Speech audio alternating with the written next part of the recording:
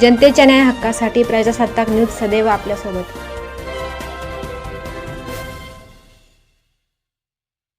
संगमनेर शहरातील सेतू पूल परिसरात रस्त्याच्या कडेला मोठ्या प्रमाणात कचरा व घाणीचे साम्राज्य निर्माण झाले होते।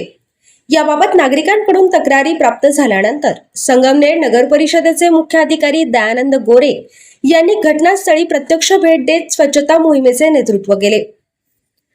मुख्याधिकारी गोरे यांच्या उपस्थितीत नगर परिषदेच्या स्वच्छता कर्मचाऱ्यांनी जेसीबी व ट्रॅक्टरच्या सहाय्याने साचलेला कचरा उचलून परिसराची साफसफाई केली।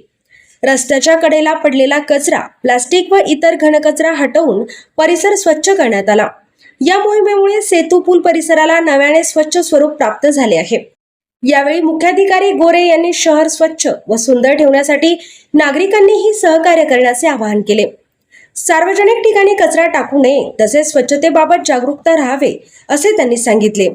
संगमनेर नगर परिषदेकडून शहरातील विविध भागात नियमित स्वच्छता मोहीम राबविण्यात येत असल्याची माहिती यावेळी देण्यात आली। आपल्या परिसरातील ताज्या घडामोडी पाहण्यासाठी आजच प्रजासत्ताक न्यूज 24 ला सबस्क्राइब करा आणि रहा अपडेट। तसेच लाईक अँड शेअर करायला विसरू नका। प्रजासत्ताक न्यूज सदैव आपल्यासोबत।